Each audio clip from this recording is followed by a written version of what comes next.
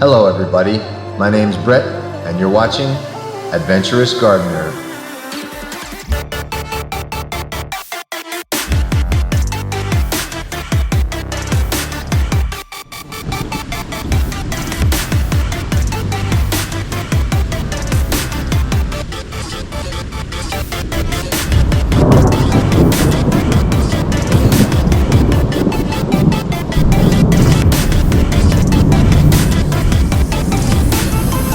There's an old adage that says April showers bring May flowers, and in various parts of the world, there is some truth to that. Check out this faint rainbow. A thunderstorm reminds me that after the deluge, all the colors come out.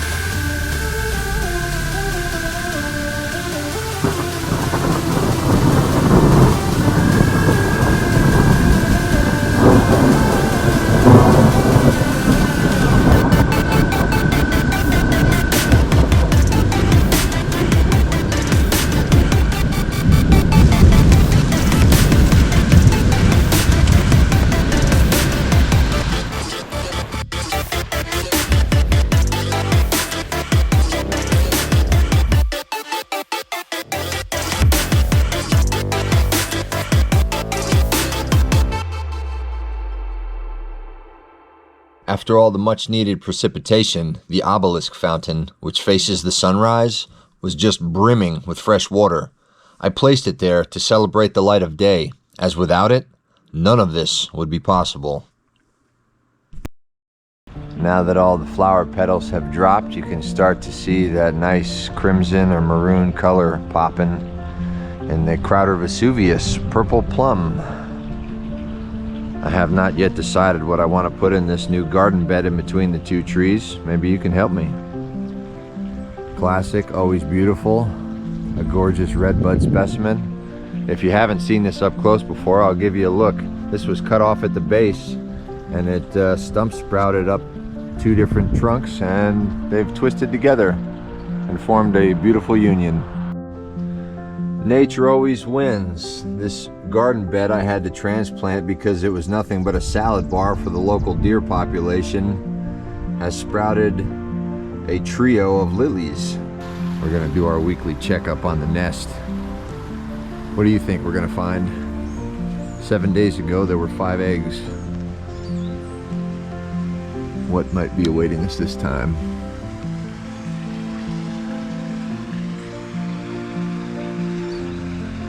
Oops, sorry Mama, I didn't think anybody was home. We'll just go ahead and let you be and meander about the garden.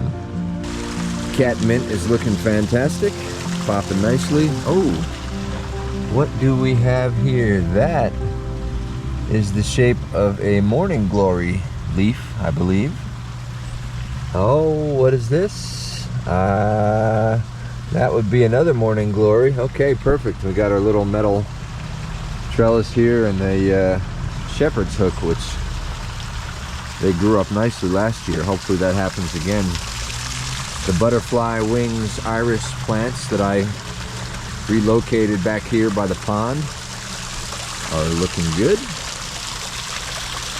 Quite early in the season, but this 9-bark is already leafed out. This is terrific.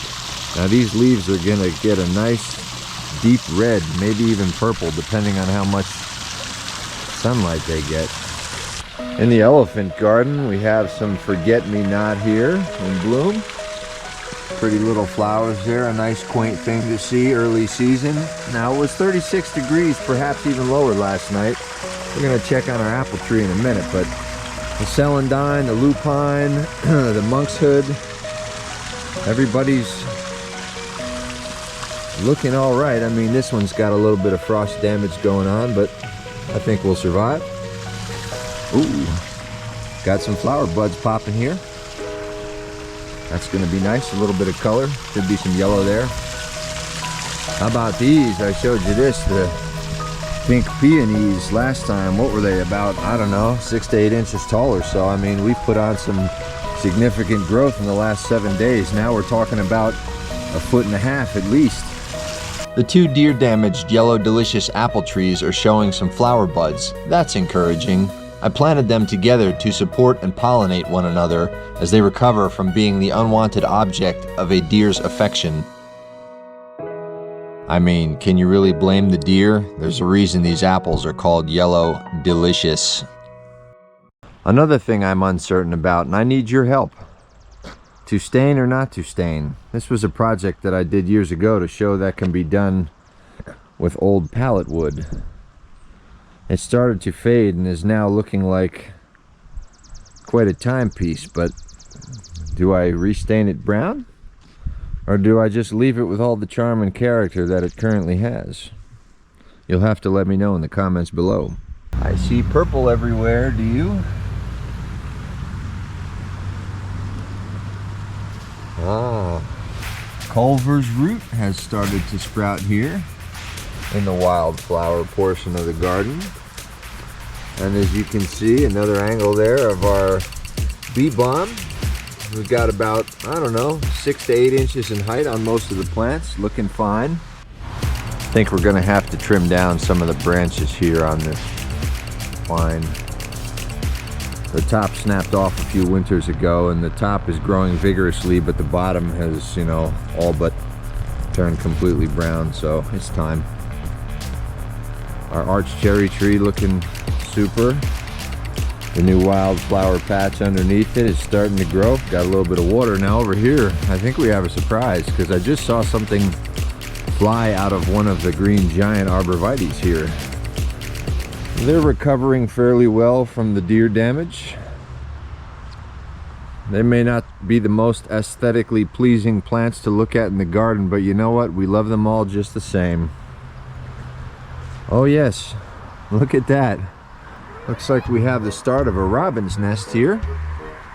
Just above the stone cabin area, this is kind of the overburden dump here when I get bark from splitting wood, or we get little pebbles I can't use, things like that. Clean out a garden bed, it all winds up here. This is the catch-all, and if you look, we've got a couple lilies have sprouted, it looks like.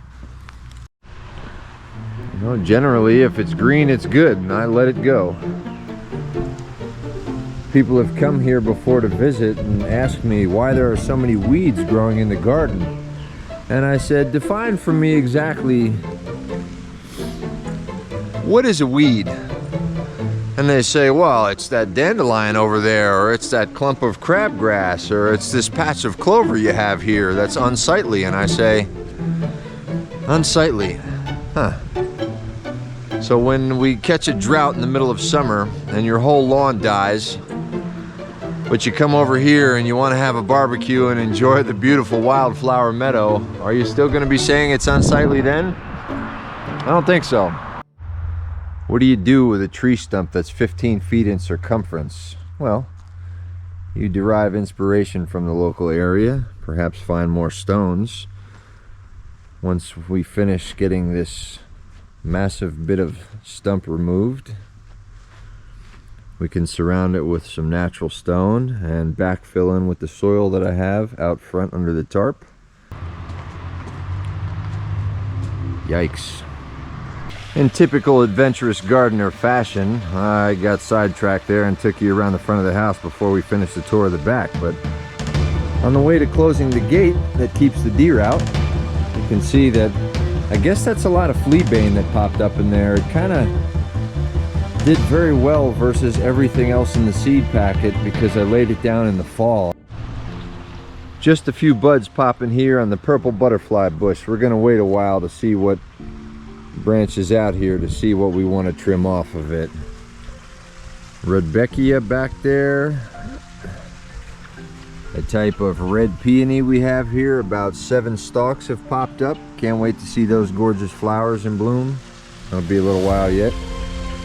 One of our pink lemonade blueberry bushes seem to have plenty of clumps of flowers starting for where the blueberries are going to be now.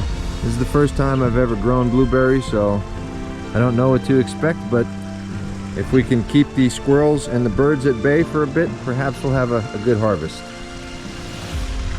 More black-eyed Susan over here. Boy, that looks so delicious. I almost want to have a salad right now. How about it? When the windmill is burning up the bearings and the treetops are a-swaying in the breeze, that can only mean one thing. The winds of change are on the horizon as another storm front rolls in. Here comes the life-giving liquid, which is essential for all that we love. And on that note, I don't feel like getting soaked again. This is your friend Brett saying, take cover. I'll see you again soon.